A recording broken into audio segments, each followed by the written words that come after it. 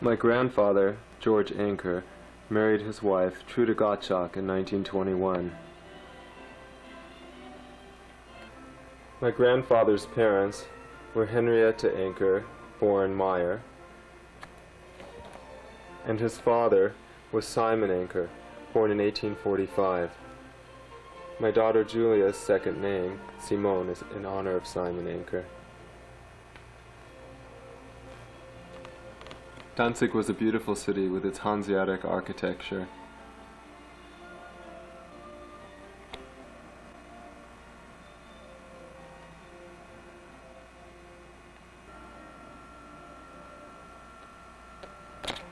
The Anker family was in the grain business in Danzig.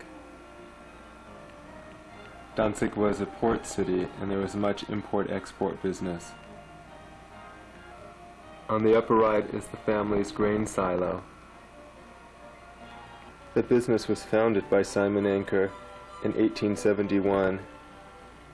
To the left is the Great Synagogue of Danzig. Whereas my grandfather's family was from a large city, my grandmother Trude came from Schlawe in Pomerania.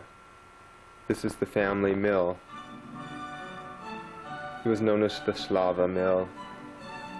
There was a river that ran through it. The family used to get eels from the river and smoke them.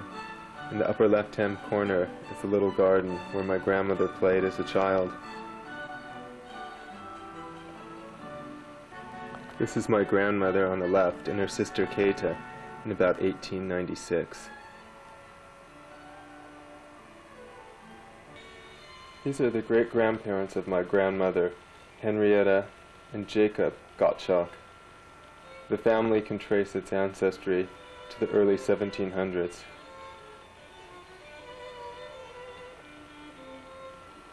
This is Jacob and Henrietta's son, Benno Gottschalk, at age 16. He was born in 1832. He founded the Schlawe Mill. This is Benno's first wife, Nanny Hyman. She was the mother of my great-grandfather Hugo Gottschalk.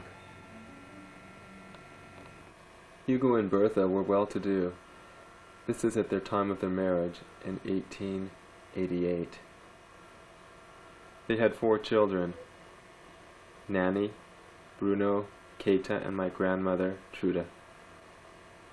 Here are 4 generations of the Gottschalk family. From the left, Nanny, Ozol, her daughter, Hannah, Nanny's grandmother, Nanny's mother Bertha, and Lou, now known as Michael, who lives in Israel on Kibbutz Mayan Tzvi. The years on the mill in the late 1800s and early 1900s were happy ones for the family.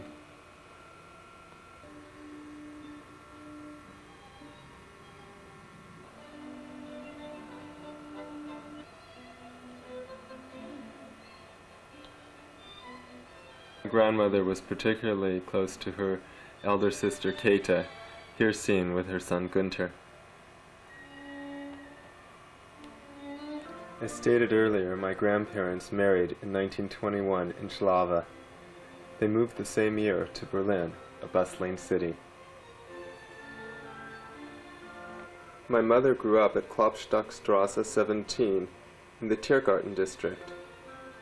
Here's their dining room. This is the study, and this is the salon. This is my mother Hilda with her mother Gertrude in the Tiergarten circa 1926. The 3 girls had a relatively happy childhood with family and friends.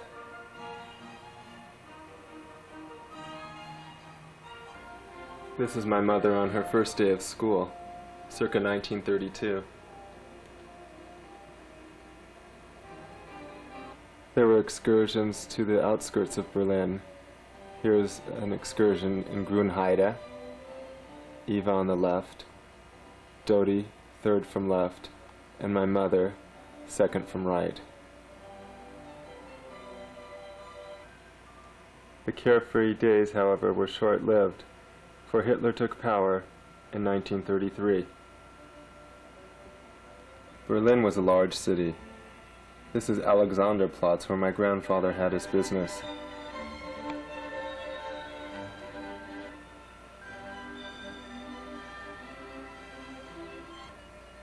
This is the Brandenburger Tor. Berlin had been an exciting city, full of culture and art.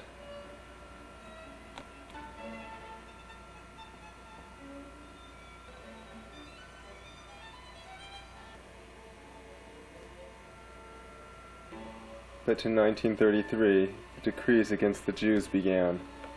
Nazi banners and flags appeared throughout the city. These are pictures that appeared in the National Geographic in 1937.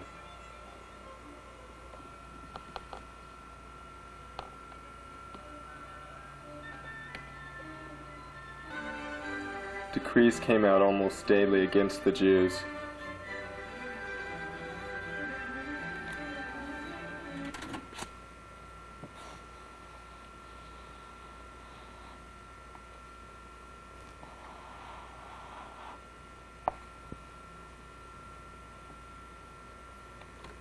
There was a boycott of German businesses that were owned by Jews. 8 weeks after the Nazis had assumed power, Jewish children were expelled from the German public schools. Jews were humiliated by the Nazis on the street. Heinrich and Paul decided to leave Danzig. It was reported in the New York Times.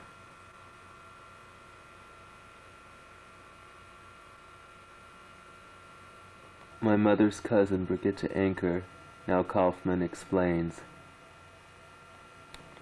Being natives or having the passport of Danzig, we did not have the currency restrictions that German Jews had. We could live as we had. Therefore, we came here on a so-called capitalist visa. In other words, we could support ourselves for the next 5 years before we became citizens. Otherwise, you're left with 10 marks in your pocket. This is the front of the Danziger synagogue shortly before the family left. What happened the next day, or where this Jew would be the following day? People behaved as well as they could and did whatever they could do. And slowly but surely, one after the other, they were leaving. Not always the safe havens, but what they thought was first step at least. Although my grandfather had served in World War I and had been awarded the Iron Cross twice, he would not be protected. He soon realized after his 3 brothers had left Germany that he too should immigrate with his family. He was forced to sell his men's clothing manufacturing facility to his Aryan partner, as he was no longer to be employed. My grandparents, mother and aunts were in Berlin on the night of November 9th and 10th, 1938, when 280 synagogues and more than 7,000 Jewish business establishments were destroyed or badly damaged. The Nazis called the pogrom Reichskristallnacht, the Night of Broken Glass. 30,000 Jews were deported to concentration camps. My grandmother's friend, Rose Lovald, explains how it was the night after Kristallnacht. They throw merchandise in the streets and all those things. I have seen that when I went to buy something for Klaus. He needed something. And so I came into the Wilmersdorfer Straße, which was a very good street for buying clothing and everything. So how they were chasing Jews through the street. And, and I saw that they had thrown out material, all the material in the streets out of their Jewish stores. Street where they had a lot of good stores on food, and I saw them chasing the Jews through the street, and they would, I saw one who had a light or something or fire on his pants, and that man was running. My grandparents decided that even though they might not be able to get out of Germany on a visa, that they would send their 3 daughters on a kindertransport to London. Children under the age of 18 were allowed, without a visa, to go from Germany to London. This was arranged by the British government. Luckily, my grandfather had not given up his Danziger passport, and thus it did not have the J that would signify him as a Jew, and therefore prevent him from leaving the country.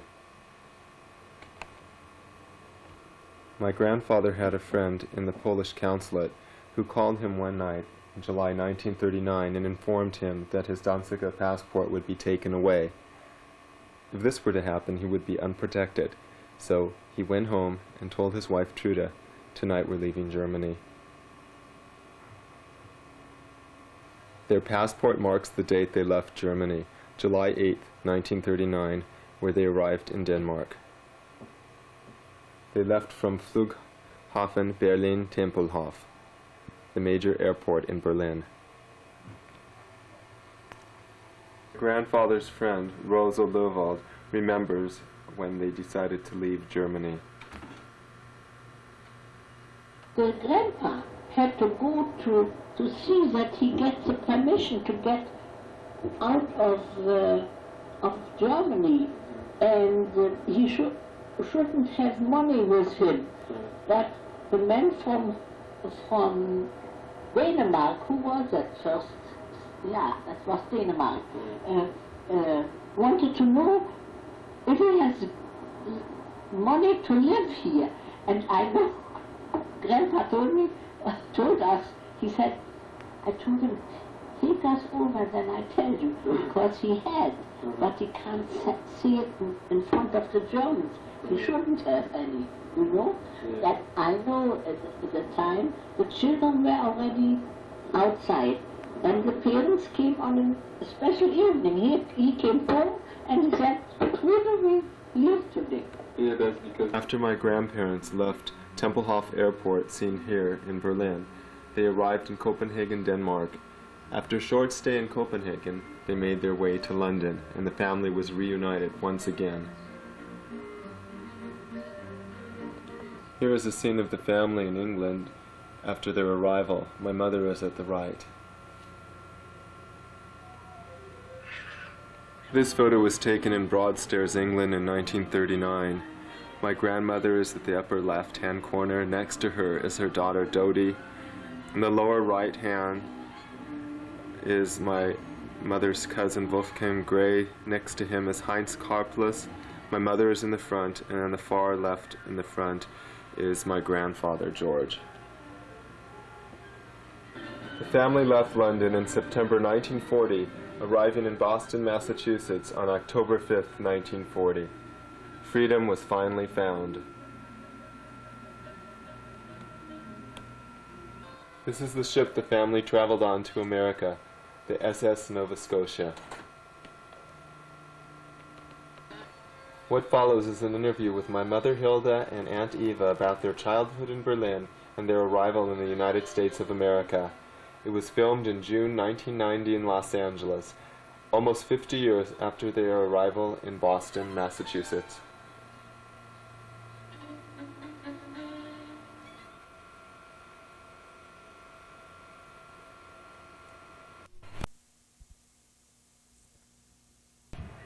My maiden name was Anker. I was born, give the date, June 6, 1922 in Berlin, Germany. I lived there until June 14th, 1939. And I'm Hilda Anker Fogelson, and I was born May the 29th, 1926 in Berlin, and I left with Eva in June 1939. I wanted to know what your memories of your childhood were like? Were they happy? I mean, up until the Hitler era. If you, like, what in Berlin, what it was like. Did you have a lot of family there? Did you have, what type of things did you do? I know you said you went to museums and things like that. We had a very happy childhood. Our father and mother were very loving and caring, and were always taking us different places. On sunny afternoons or mornings, on Sundays we went to the zoo, and on rainy days we went to the museum. We went for long walks in the woods with our cousins, Heinz and Else, and Uncle Dietmar and Tante Rosa. We had lots of company. Also, our father's other sister, Trude, lived in Berlin, and I always remember that she came over on Sundays. I think Eva is right. I think it was a happy childhood, but I think there was a shadow in some ways over our lives. I can't really say that it was completely happy, because I know from the very young age I was told you don't act loud on the street, you don't wear bright colors. I wanted to wear a big red hair bow in my hair. My mother would say no, that in German she would say das sehr ausfallend, is that the word? And I know just little things that I knew I couldn't do, and also when it came that I should, probably I recall mostly when I was 9 or 10 years old, I couldn't go on to the public high school. I had to go to a Jewish school, and my father was very loving, and my mother and my father always told me I was really very smart and I wouldn't have any problem going to this school, and the test I wouldn't have to worry about. But then he said they just might give you trouble, and so he got me a coach that I would pass this test with high marks. And some friend of Eva's, her husband, I think it was, he was a professor or Studienrat. He coached me in math and in English, in German grammar, and I did pass it very well. And then the next day I get another letter because I was Jewish. I couldn't go to this high school. So I think we had such a happy memories because our parents were very loving and supported us and always told us we were beautiful and we were smart and we were athletic and we were artistic, and we were all, even probably those things weren't true, they just made us feel good. I think the difference comes in that when Hilda says she was 8 or 9, I was already 13 and 14. Wow. So my childhood until 1933, until Hitler came into power, was very carefree. I did get into the German high school and had a good time there until I was into, I think, the 3rd year in high school, what was called Unter Tertia, and I was on the swimming team and I'd always gotten an A in swimming. Suddenly they told me Jewish girls do not do well in sports. So they wouldn't give me an A in swimming anymore. And even my teacher, who seemed to like me very much, apologized and said, but if she did anything different, she would lose her job. And then a year after Hilda had started in the Jewish school, our other sister also went to the Jewish school, and I decided I didn't want to be left, even though I had many friends in the German school, in the Lyceum. But I did not leave the Lyceum until Obertertia, and only really went to the Jewish school. I was 15 already. So you were That's true. I think that that age, when you're you know, little, makes a big difference. right. Now it Between- makes no difference. Right.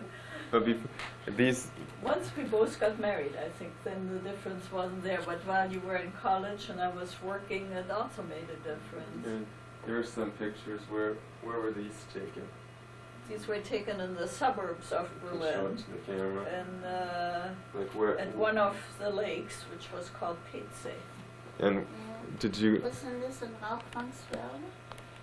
You're right. No, this I think it was in Grünheide, Oh. on Petsee. And It's a Löwitz. and when did?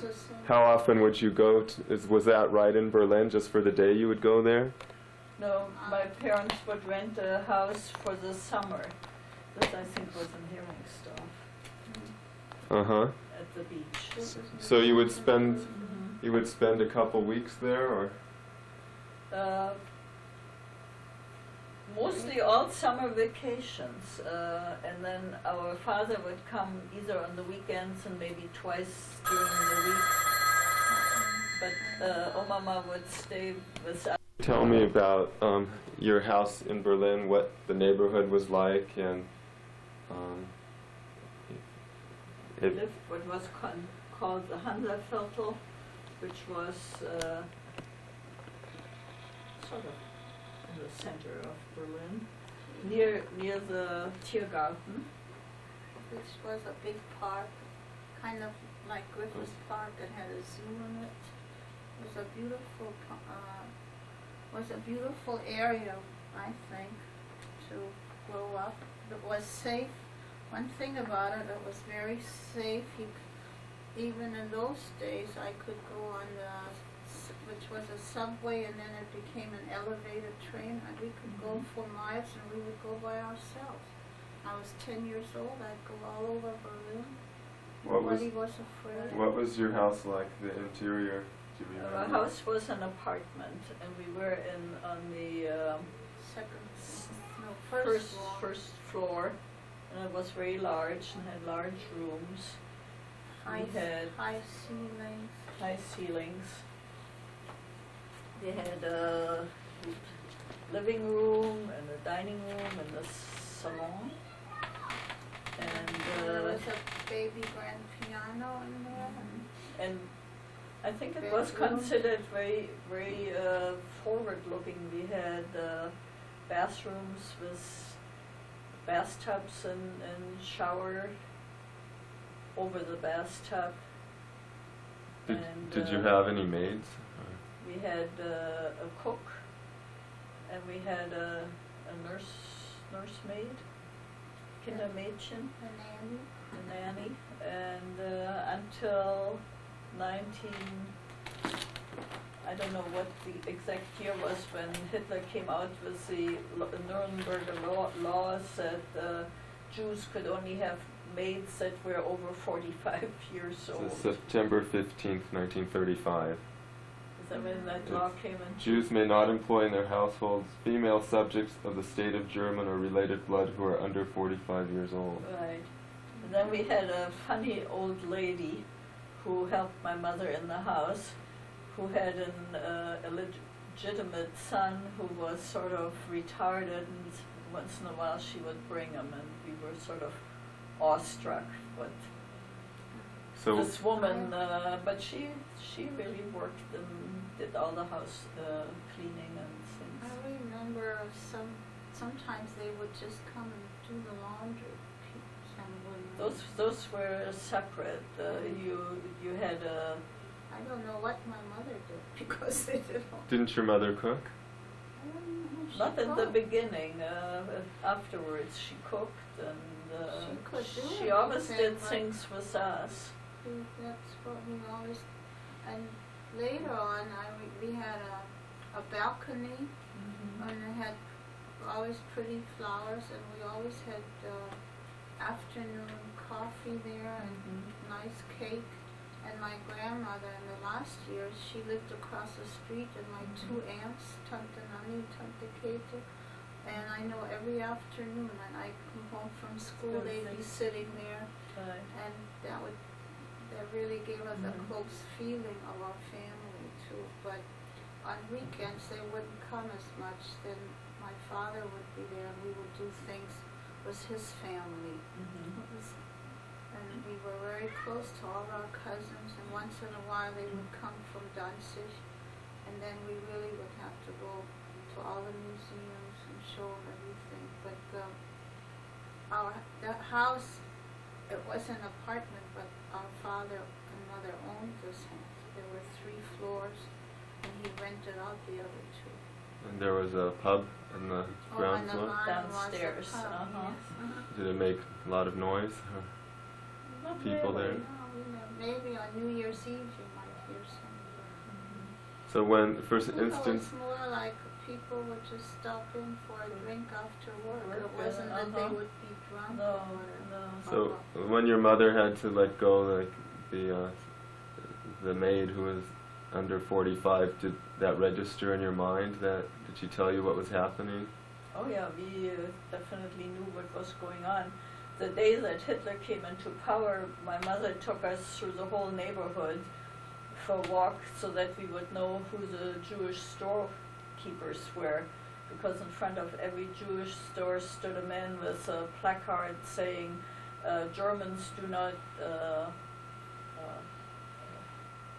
buy or shop in Jewish stores anymore. You should not go in there. So my mother decided those would be the stores that we would go to afterwards, and we had to all remember which were the proper stores for us to shop in. That was in, it says here, 1933. That was in So April 1933. So you were 11 years old? But, Right. but the worst was Kristallnacht. But before you get to that, do you remember, I've seen pictures even like 34, 35, all the swastikas in the street, Right. and a lot of banners. Did your classmates in the public schools, did they treat you any differently? Or They in the started early years? being cooler as time went on. I had a couple of German girlfriends with whom I used to go bicycle riding in the Tiergarten, and for one reason or another they suddenly were too busy, and they had sports which I couldn't participate in anymore, and things on that order happened. And you But the people weren't all that antagonistic. you said like in the parks, there are certain benches you couldn't use? They had put yellow benches into the Tiergarten with a J on them, and Jews were supposed to sit on those. Did you benches. sit on those? Or I did once, and somebody came and asked me why I was sitting there, because that was only for Jews, and I said I was Jewish. But I also remember once having to chase some boys away who were throwing rocks at you. Yeah, I remember that coming, but that was already when I went to the Jewish school, so I was about 10. So that was 36. And I know that you came down the elevated train on an escalator. I went down, and also that was the time of the Olympic Games in Berlin. And I know that, I guess I always looked very dark. And Asking for yeah, it's like some young people came up to me as I came down the elevator and said they wanted my autograph. They thought I was a sports person, and I thought first they were Nazis or something. So I ran away, and then as I was running down the street, these kids were following me and threw rocks at me and called me a Jew or whatever. And I remember Eva, I guess, I don't know where, she must have come down the street to meet me or something, but I remember she being there. Yeah. But that I think we came home from school. stands out in my mind. That's what I mean. There was kind of a shadow. I mean, I had a good time at the Jewish school, but then the train ride, you never knew what might happen to you. Also, talking about those benches, I remember just before we left, my mother took just me to Wannsee, which is now an infamous place because of the Wannsee Accords, where they really planned the extermination of all the Jews. But at that time it was a resort, and she said, we will go there just before I was going to leave, just something I could do just with her. And we went there, and I still remember she bought me cherries on a bizet, which is sort of a fancy meringue cake. And then she said, well, where are we going now? We couldn't go into the restaurant because Jews weren't allowed. And she said, well, where are we going to eat this? And a bench all said, no Jews allowed. And I thought that was pretty brave of my mother. She said, we're just going to sit here and eat this. And we did, and it's like one of the last memories I have of Berlin, of my mother, but luckily we did see her again, so we were lucky in some ways. What do you remember, Eva, about the Olympic Games? My father took me to a couple of events. We saw, I forget the woman's name, who was Jewish. Helena Meyer, the Helena fencer? Myers do the shot put. Oh no, she was a fencer. There was one who did. And then we also watched Jesse Owens run, and of course he was the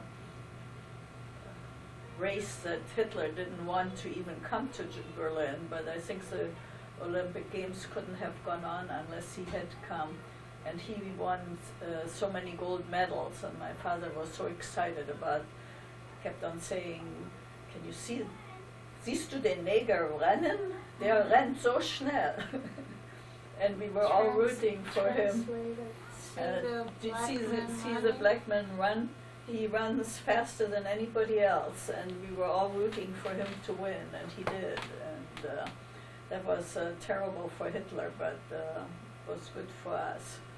And it was an exciting time because there were so many different nationalities running around in Berlin. Do you remember any of the parades? Did you ever see Hitler? I've seen Hitler, and you couldn't avoid it. Every now and then he would march through the streets, and then everything came to a standstill, and you had to stand and watch and didn't you say, raise your arm. Mom, once that you saw him go by and your cousin also said not to? Yeah, well, we were at home, and this Mr. and Mrs. Buss, she was helping Eva sometimes with her schoolwork, and he was the one who coached me to take this test. Oh, yeah. And they were in our house, and they were having afternoon coffee, and they were all saying, you know, how they were not Jewish, they were Gentile, but I guess it was pretty nice of them to just even come to our house. They could have been punished for that. Well, all of a sudden but you still didn't know either how much they would talk about you, so you didn't say anything controversial. And then my cousin, like I said, my aunt lived across the street, and her name was Olzo. She was studying to be a teacher at the time. And she came in to just pass by, I guess, and she was all excited, and she burst out and she said Hitler was just coming by the corner, and everybody made Heil Hitler, and I hid, and I wasn't going to say that, no way. And then she realized there were other people in the living room, and I remember all of us, oh my God, what will happen now? But those people turned out to be very nice. They never said anything, but that was the problem. You really could never say what you felt, except to your own family, to your own, you know, your parents, sisters, grandparents. But I know we sometimes went to our uncle, who was a doctor, a little further away, and they had an apartment which was overlooking the Kaiserdom, where Hitler's parades would go by, and we went there special just to look out the window from his home to see the parades. And then my uncle and my father would both say, well, he's a crazy man, this old past, this is just a crazy thing. And both of them did not want to leave Germany, but finally they both woke up and they did leave. But not till after really the Kristallnacht. So all of these terrible things were, all these rules against the Jews in the early 30s, but your father, he thought it would all pass? It couldn't happen in a country that's civilized like Germany, where Schiller and Goethe were born, and all these philosophers. So when your other uncles from Danzig, they decided to leave. That was in October 38. You said, do you remember when they passed through Berlin? They came and stayed with us and with our other aunt, and decided that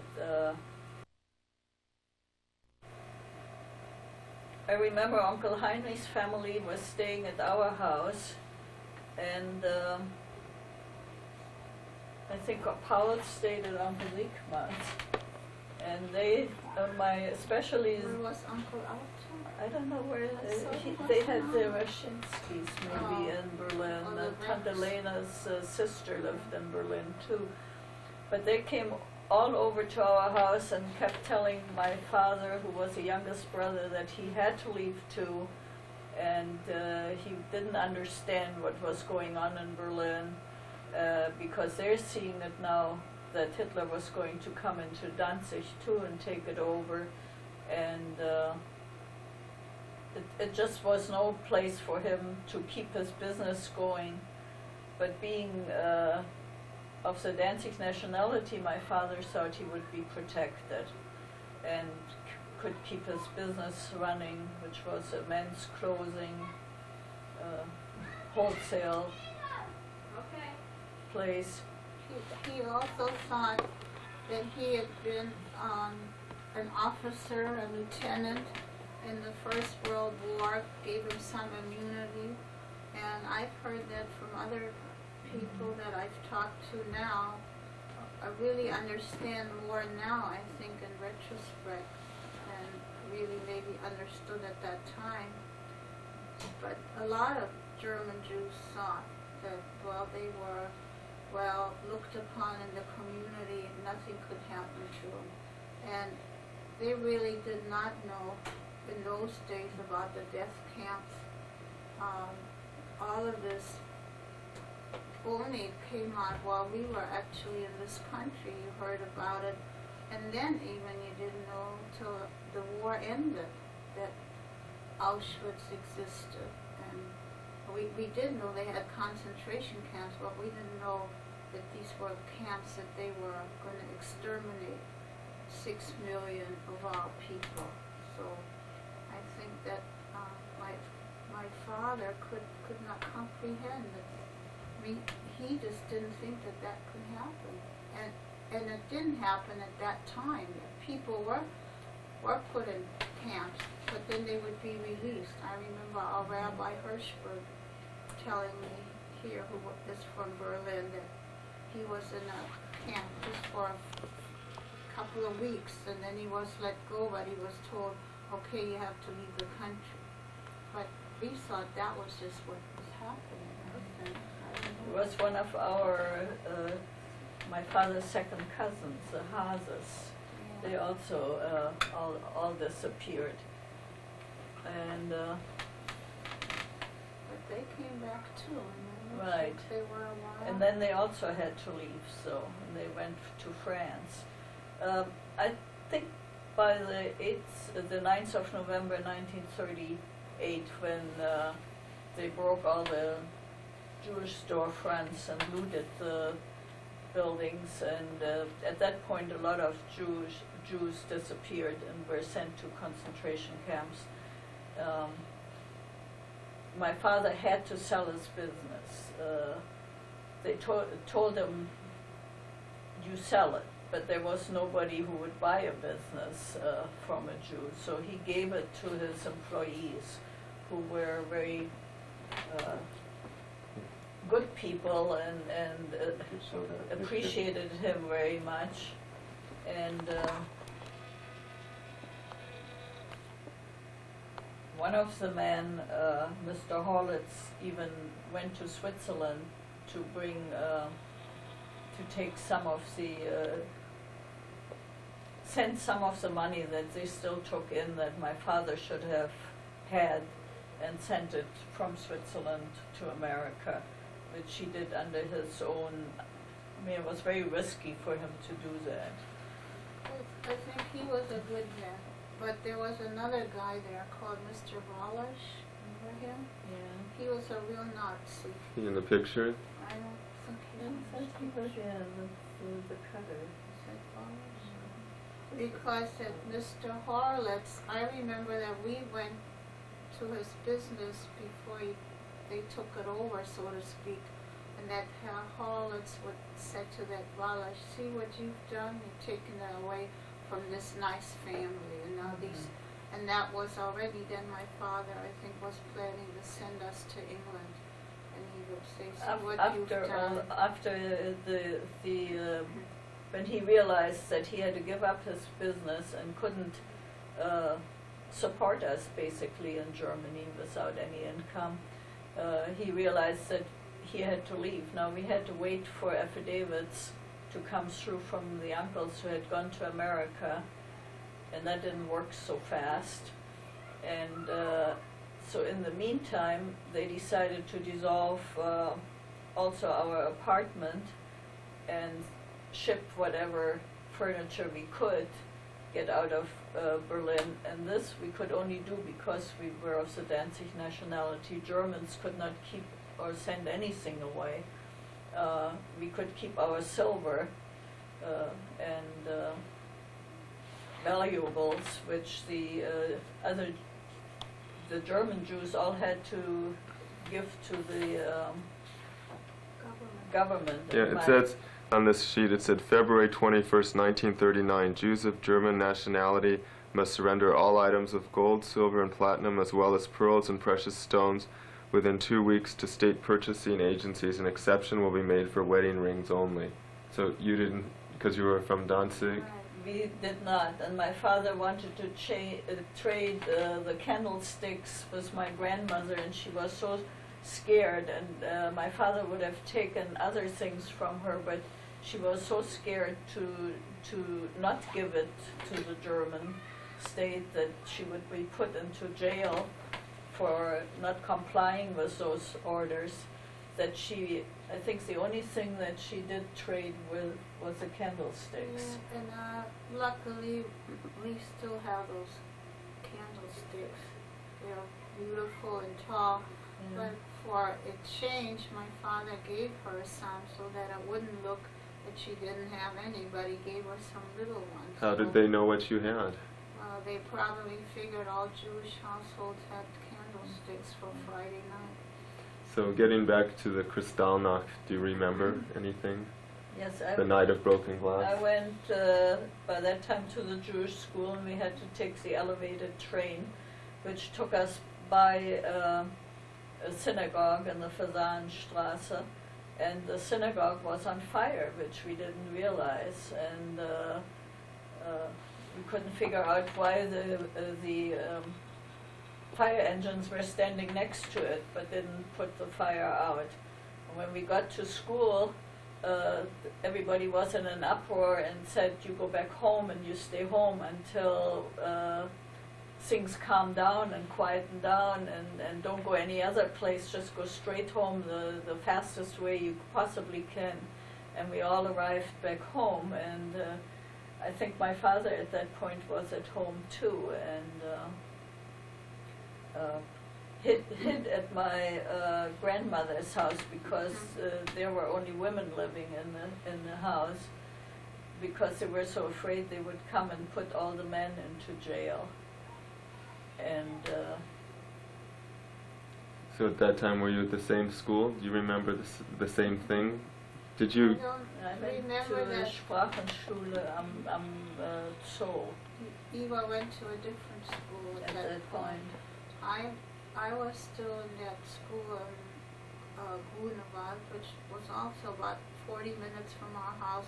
And I remember that out there, I don't think they knew about it immediately, because they didn't break the glass in this sort of a suburb. But then they must have heard by radio, I don't know how, anyhow, they all sent us home too. And I remember, I don't know if it was that evening or the next morning, my father took us on the streetcar or a bus and said, well, you don't say anything, but just observe. You got to remember what they did. We walked all through the Kurfürstendamm and around the zoo, and where there were beautiful, I remember a store with perfumes, French perfumes, and they were all lying on the street and all broken totally. And I think a little bottle of a perfume was in those days already very expensive, and my parents just could not understand how anybody could do anything like that. So at that point, your father really wanted to leave Germany? Right, and then I think he did wire to my uncles in America to send us affidavits and to put everything into, I think organize it that we would leave. Did you notice that any of your girlfriends, Jewish girlfriends, were leaving and? People would just disappear and hardly come and say goodbye. And I remember my very best girlfriend coming to say goodbye to us, and that my mother was so terribly upset. And by that time, I was so ready that I wanted to get out of there too, because whatever you wanted to do as a teenager, you just couldn't do. My mother wouldn't even let me go to the park by myself anymore. She was afraid. I know she followed me once with you and Dodi, which I realized that she was following me, but of course it was against my honor that have my mother watch over me. But everybody was so afraid that you would just disappear.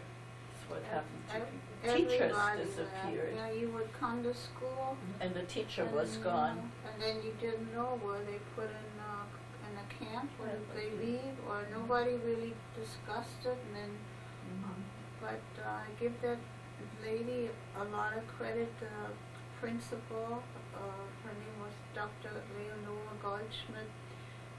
She kept that school going till I believe 30 after we left, and then just recently, maybe a couple of years now, we heard from her son, who lives in England, I think, and he told us that she then went to England, but and started a school there, but she must have been some tough lady. She had some English teachers who were teaching us English history and English colloquial language, that we would learn English really very well. They stressed learning English and Hebrew, because a lot of people went to Palestine in those days and others went to English-speaking countries. So we were drilled in English. And I found the Jewish school much harder than the German Lyceum to keep up with my studies. And Did you say you studied some Jewish subjects at the Jewish school? Right. I had every first hour we had Jewish religion, history, and then we learned Hebrew. So then maybe did people become more Jewish during the Hitler era? Yes. Because we sort of initiated that our parents would keep all the Jewish holidays and Well, I think our father did. He would. I know he went to synagogue. I think he was a member, because I know he would be on the bima holding the Torah sometimes. And we went before that for a long time. Before I went to the Jewish school, I went to Hebrew school after school. And I remember still the teacher's name was Herr Wachsmann. well, And in the German school system, they taught you religion. We were separated into 3 groups. Jewish, Catholic, and Protestant, and every day started out the first hour, and we, since Jews were the minority at that point, we were the lucky kids who had the Jewish religious instruction with boys together, and had to go to a different building. And in the early days that I remember from my German school, it was during the school hours. Then after 1933, they could not drop us totally, and we had, like you said, a special, but it was through the public school system, and that wasn't by choice. I was 7 years old, yeah. So we I had remember to do that I enjoyed it, except I remember that he wouldn't hit the girls, but he had hit the boys. he had a stick, and he would hit the boys That- if they didn't. That was at the Hebrew school? Mhm. That was through the Jewish synagogue? elementary. We No, had- this was from the Yeah. public education, but he That- wasn't. I don't know whatever happened to him, but he was He was a public school teacher. probably. I think probably that the boys, there was no law against capital punishment. Did you have to sit toward the back of the room at in the late 30s? Because you were Jewish, I know Brigitte said she had to do that in Danzig. You didn't have anything like that? I think it was better in the big towns, because when we went to the Jewish school, I realized several of my friends were from small towns where the girls and boys were not allowed to go to the public schools anymore, so to get some sort of education they had to be sent to Berlin. And there was a, what do you call it, where you sleep to? Boarding school? Boarding They school. had The they school had a in- boarding yeah, school in besides, the and I had Schmidt-Schule. I had a girlfriend who came from Hamburg. Her parents were still in Hamburg, and she would live in this dormitory and during the week, and then on weekends and holidays she went back home to Hamburg. And all the smaller cities and towns sort of, I think the Jews realized what was happening faster than in the capital in Berlin, because there were so many people, and you sort of, Could hide in the... well, you didn't really hide. You weren't as noticeable. Obvious. Not everybody knew who you were, while in a small town, the few Jewish families would be usually the more wealthy ones, and that way. That's why our grandmother moved from Schlawe to Berlin. And in the Goldschmidt-Schule, did they have sporting events with other Jewish schools? Or Yeah. We had a lot of that.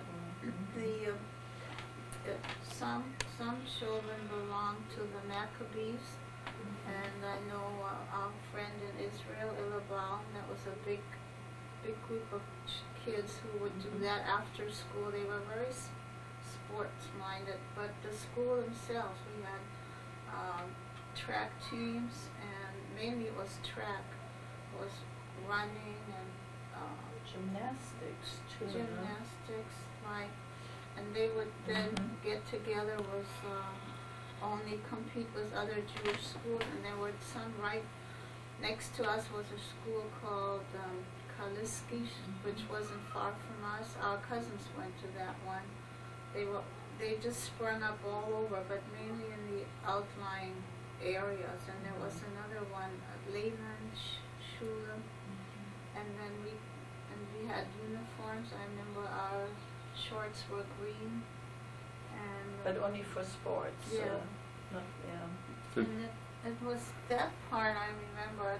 You would feel like you were in a different world, because you forgot about all of this, what was going on, because there was always something going on in your home when you came home. Some friend was deported, or some good friend left, or somebody had something happen to them. So there was, and then at night my father would listen to the shortwave radio, and all these little things that your life was not normal. I don't think like our children have had the fortune of having America.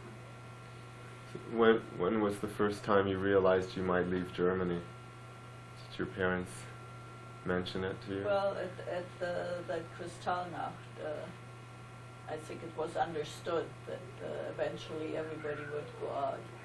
I think my father would have followed his brothers in any case, but because the family was so close, and still is,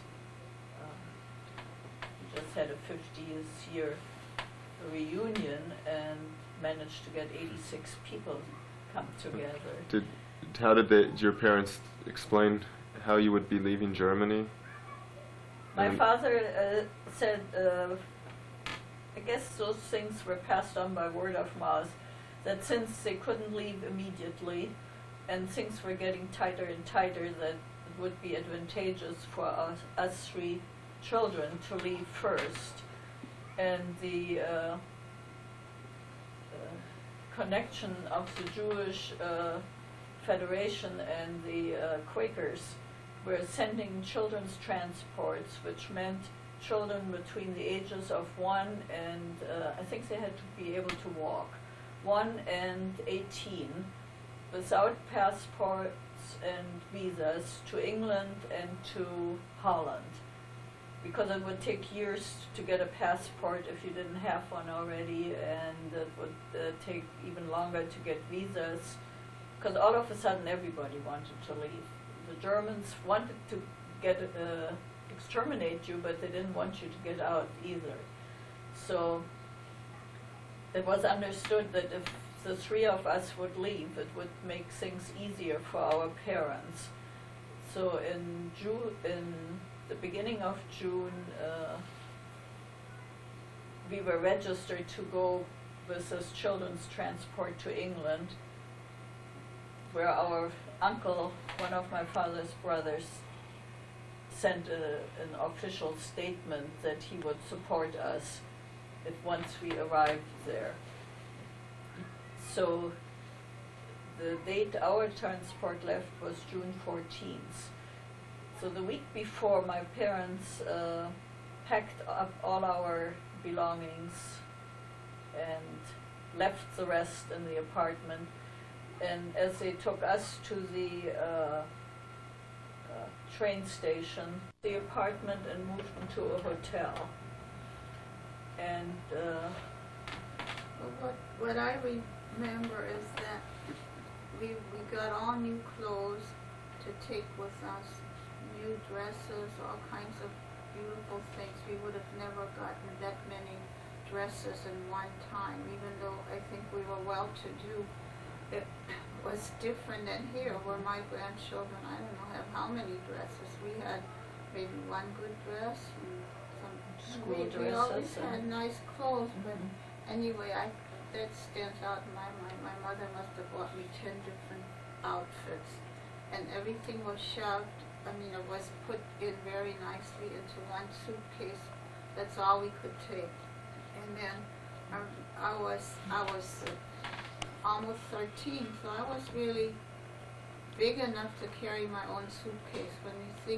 When I see bat mitzvah girls here, like Friday night at our temple, they look mature and grown up. But I was very innocent. I was like a child. I was not mature. What I think we were not as sophisticated in those We really days. didn't have, I really didn't know much about the facts of life. I remember my mother taking me to my uncle, who was a doctor before we left, and he was supposed to tell me what would happen to a young girl. And I had no idea what he was talking about. I thought, what's he talking about? And I thought, well, fine, I listened, because we were used to respect older people, and I thought, okay, I'm supposed to listen to this. And so that was another thing. I was very unprepared for life, I think. And then the last thing my father said to poor Eva, you carry her suitcase. like she was so strong or something. But I think I just thought, yeah, she's going to take care of me now. I was like a little kid. And I always feel bad that she had to do that. That wasn't the problem. Was carrying a suitcase is nothing, but when we got by train to Bremerhaven, we had to go through customs, and all these wonderful things that our parents had so carefully packed for us and very neatly put in, the German custom people just took two hands and messed up, looked through it, picked up every item, and the most embarrassing things they would pick up and say, what do you need this for, and what do you do with that? And they were looking for gold and silver, being worried that we would smuggle that out. And in Bremerhaven we went onto the Queen Elizabeth II, and was 120 children on that boat. They were all running wildly all over the place, and got very most of them got very seasick. I did not. And I remember that I was so happy when we finally landed in Southampton, and our uncle and aunt picked us up at the boat. And to get off this boat, which was a holy mess after that, crossing of the channel, one of the children had come down with scarlet fever or chicken pox, and they put us in quarantine. And so we sat 6 hours, I think, on the boat till they figured out which children had must have been chicken pox, because we've had it. And then finally, when they established that we all had, all three of us had chicken pox, they would let us off the boat. And I remember my aunt almost being in hysterics, getting sick children to take care of. But we were very happy and in good shape. Well, to go back a little, Eva mentioned that when you left, you went on a platform, and certain things stand out in your mind. Our platform must have been higher, and you looked down, and there were all these parents standing. Mm-hmm. We couldn't go any further, and we were afraid to wave to them, even not to implicate them. What I probably in my mind always knew my parents would follow us, because that's what they told us, and that's what they did. But I think the majority of those children, and we just had a reunion of these kinder transport, a majority of them never saw their parents again. And that was the last glimpse they had. And I was reading just recently, one of these children wrote about her account of this saying goodbye, and she said her father jumped on the train, held onto the back of the train, rode all the way to the border, in our case Bremerhaven, I guess, and made sure that the daughter got onto free land, and then he went back. Now I can understand how that must have been for parents, how they could have done that. Some of these children were 3, 4 years old, and having had your own children, I think they were very brave to do that. It must have been the worst day in their lives. I mean, we might not have realized that they would not follow us. I also felt, my uncles had sent the affidavit, and whenever that came through, they would come and pick us up in England, and we would go right on to America. But I would imagine that our parents felt much more strongly that they might never get out of Germany, and that respect never see us again. How about your grandmother and your Aunt Nanny and Kata? Did you remember saying goodbye to them? Did you think that you would see them again? Or? I don't think I felt very bad saying goodbye to that grandmother. By that time you sort of were so conditioned to say goodbye to everybody that you felt you didn't want to say goodbye to anybody in the first place. And I don't know what we thought, if they would come out, if they would not come out, what they did. I really thought I would never see them again. And I think that's why we're now, when somebody comes to visit us from that family, we have a very close feeling, because that's all that's left. Even though sometimes, we might not like them as much, or for whatever reason, although I do like them. And I can't sometimes understand that my own children, they don't even want to see them. And I don't think, it's not you, George, I'm not talking about you. I think that they don't have that understanding. And I think it's something that we went through that'll be with us for the rest of our lives. You feel, well, the grandmother didn't make it, the daughters, which were our aunts, didn't make it, the grandchildren did make it. We have to keep that connection going. And I know the way they were raised, our children were also raised with a strong family feeling, but unless you live through it, I don't think you. And even all these Ankers, my father's relatives, and they're all over the world, I think I have a close feeling to them. Sometimes I have nothing in common with them, with my first cousins, I feel. They are completely different. Their values are different or whatever, but there's that closeness that somehow you just can't get rid of that. So when you got to England, what did you do in the first week? Where did you stay? We stayed with his uncle and aunt. I don't even think I stayed there a week. I don't think so either. I think they got rid of me as soon as they took both Hilda and Dodie and Hilda right away to this boarding school where our other cousins were already, who had left Berlin a couple of months or maybe 4 months before ourselves. And but I was too old, so I stayed with them, and they tried to find a place where I could stay au pair. And I remember taking the headmaster wanted of the boarding school that Hilda went to, wanted somebody to come and look after his children, and my Aunt Rosa took me there. Something must not have appealed to me about this man. He was terrible. Mr. Green was his name. Right. By my expression, my aunt blamed me that he would not take me into his home. And of course they felt badly having a 17-year-old girl on their hands, not knowing what to do with her. And nobody could pay for another one at a boarding school, so I was considered being old enough that I had learned enough and I could work now.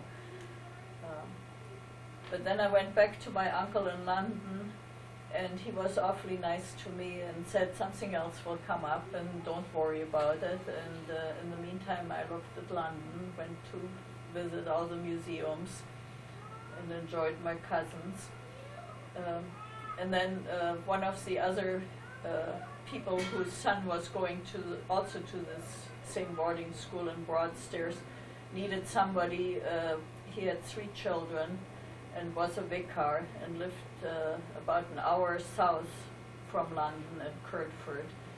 And my uncle took me out there, and I just loved the countryside. It was so green and beautiful, and they had all sorts of animals, and coming from a city in Berlin, living in an apartment, I had never experienced being out in the country.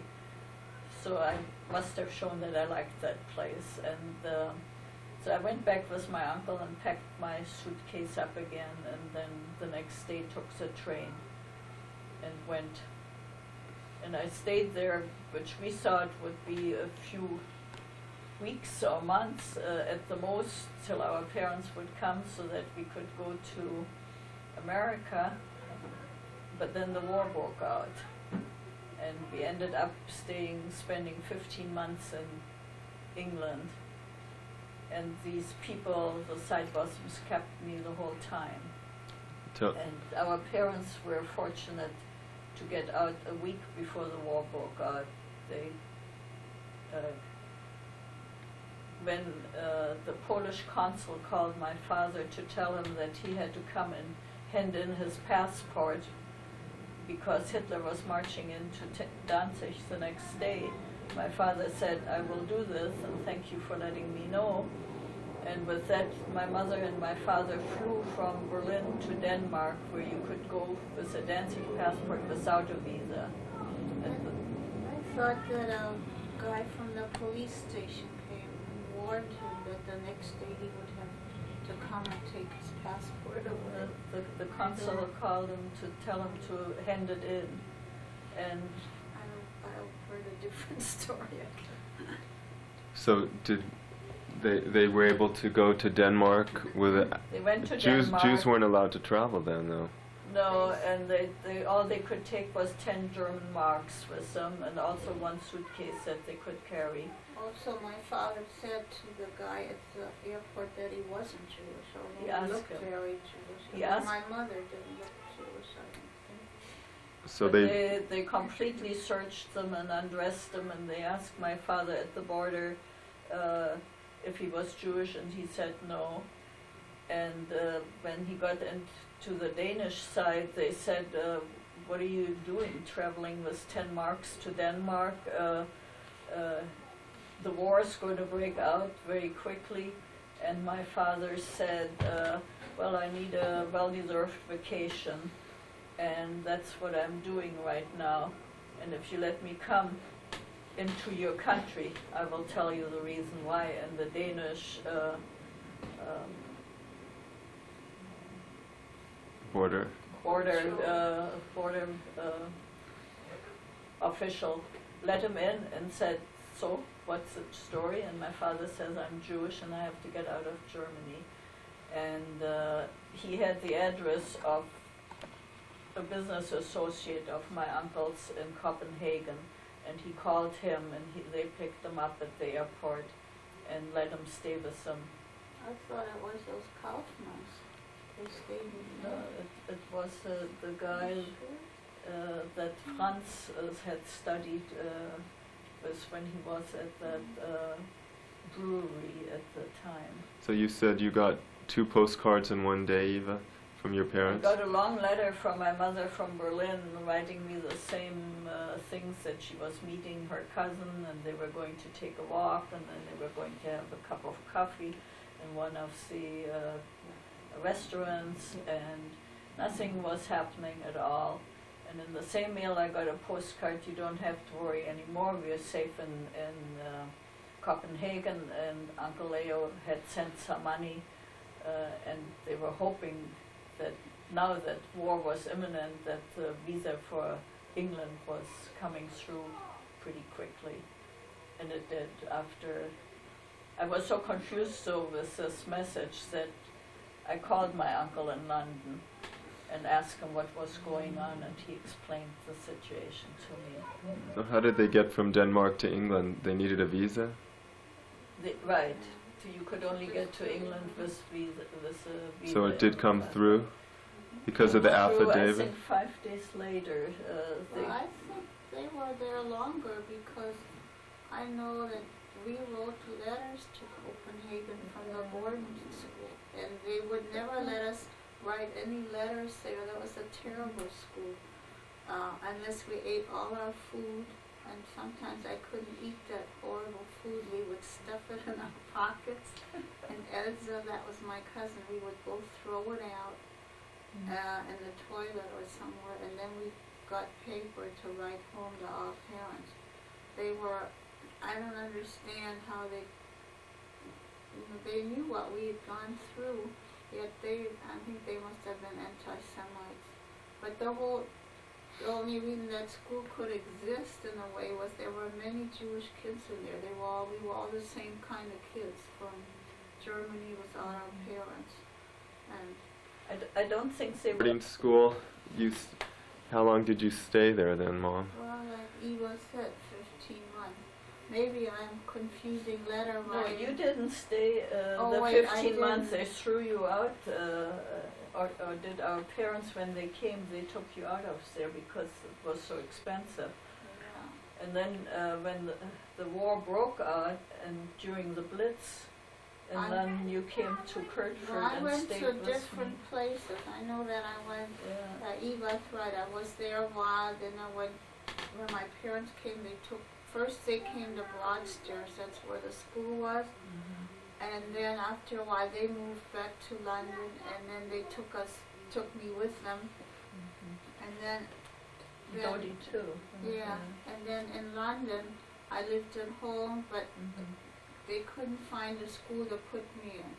For some That's when you reason, they came. didn't want any. Maybe it was Germans, probably. Yeah. Anyhow, they found some little school I went to for a little while, a very small private school. I didn't go to school yeah, and they sent me to the farm for a while, and I stayed there. And then my parents, I think, thought I better go to school where Eva was, and that big car took Went to me the in village also. school.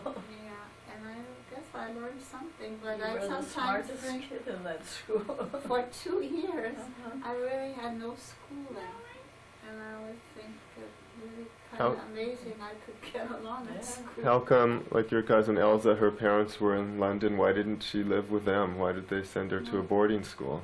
Well, they also came by themselves at Yeah, first, at and first. everybody was sent somewhere because my uncle in England couldn't really take care of them. No.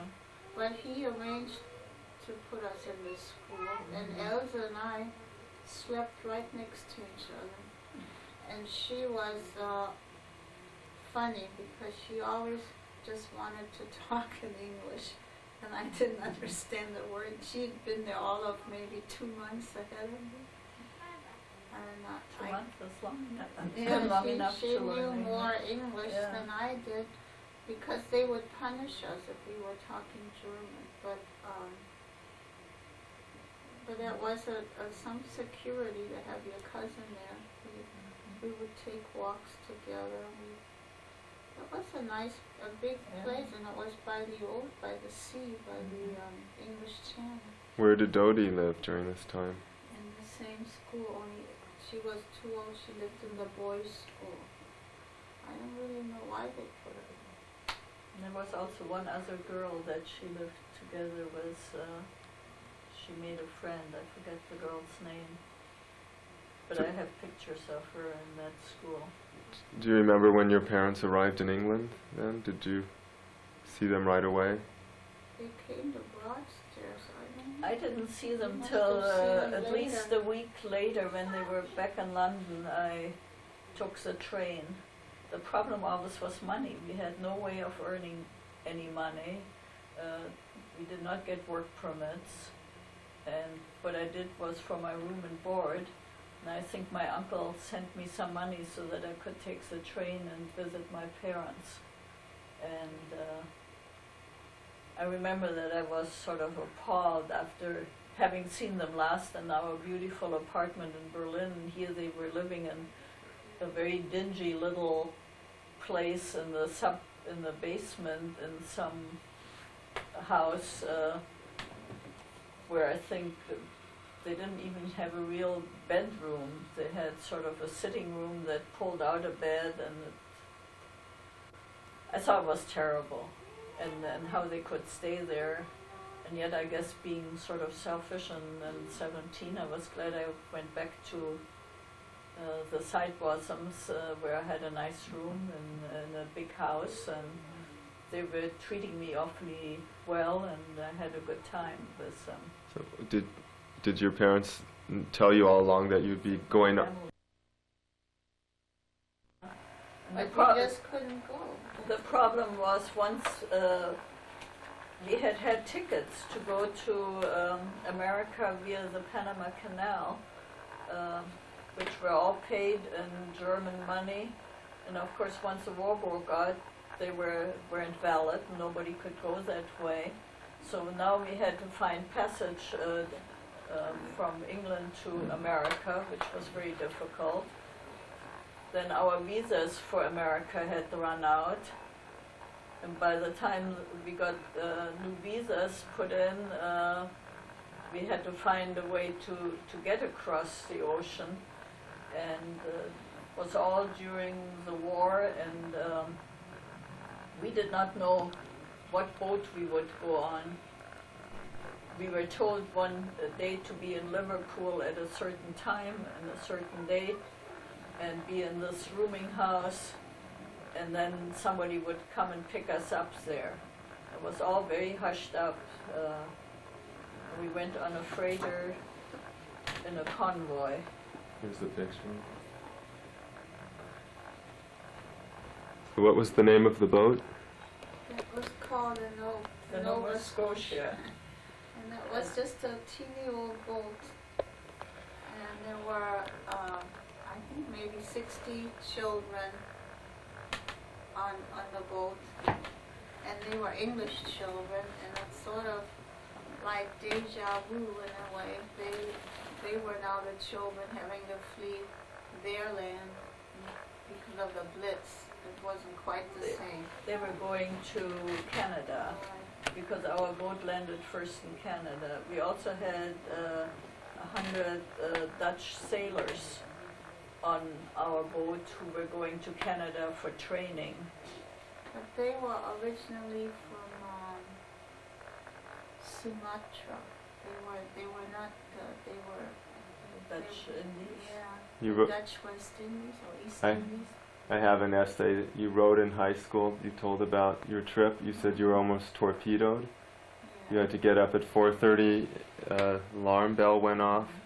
We had a lot of drills, I remember. And we saw two boats being torpedoed in our convoy. Just saw the boats And then cracked everybody, in half. This was October 1940. That was right we after left Liverpool the- October 5th. The German submarines were very capable. I think the Americans were really worried about them, and they did sink a lot of ships. And they were also afraid that they would come into America. And later on, they were afraid the same on the West Coast that the Japanese would come here. And you still see some fortifications here on the beaches, on some areas. That's from World War II. San Francisco. So you finally came. You arrived in the United States in October 1940. Right. And do Boston. you remember Landed in Boston. how you felt when you finally reached the United States? That was wonderful. It was the first lights we saw when we reached Boston Harbor. Up till then, we were in complete blackout. My father could not even smoke a cigarette on deck. Which was good. Well, didn't he smoked think them so. out in the cabin underneath. He, And then Boston, my uncles wanted my father to go to New York, but the English pound was just being devalued, so we again had no money. So my father decided we better come straight across the United States to get to California. And we didn't even spend the night in Boston. We went by Greyhound bus to Buffalo because my father did want to see Niagara Falls, and we stopped there. And we're in a terrible rooming house where we got bitten by bed bugs. I remember arriving in Boston. It was the Ladies. captain of our boat. I remember that. He said a prayer that we had arrived safe. And I was, I think that was pretty emotional. And then we were greeted on dockside by a Jewish, very well-dressed woman was from must have been the HIAS, the Jewish Federation for Refugees, and she was going to really put us up, and our parents in some home and us girls in another home, and my father wouldn't do it. And in retrospect, We didn't want to be split up yeah, again. I think he should have done that. In retrospect, we probably would have seen Boston. We probably would have been together in the evenings or sightseeing, but they were so unhappy, like Eva said, that we wouldn't be together. But you could see now, if some families would say, come here, we've seen that you couldn't take in a whole family. You might say between the two of us, we might take the parents and you the children, but you look at it from a different point of view now. So you came across country and you Greyhound came to your relatives in California. Right. And did you all stay together once you arrived here, or were you split up again? Once we arrived here, Hilda and I stayed with one uncle, and my parents and our other sister stayed with another uncle. What impressed me the very most is that when we arrived in Los Angeles, my aunt had stayed at home, and she had a table with food like we hadn't seen, because before we left Germany, everything was rationed. When we were in England, everything was rationed. And on the trip across country, not having any money, and my mother and sisters being always car sick and seasick, I was forever hungry. And when we arrived, I was so overwhelmed by all this food that she had put out that I must have been speechless. That was Tante Lena? No, Tante Herta.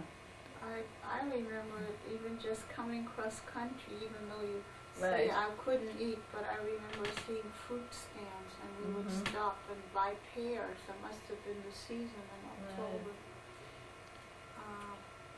Anyway, here we are, and we lived happily ever after. So does it seem, does it seem like 50 years since? Yes.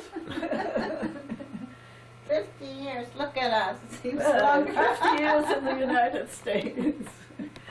We made it. That's why You have a son a lawyer, a son a doctor, and a very, very well-to-do son in the water and power. And my And nieces are all We teachers. have a doctor. We have a doctor. We have right? 2 teachers and 1 geologist, and we all did fine.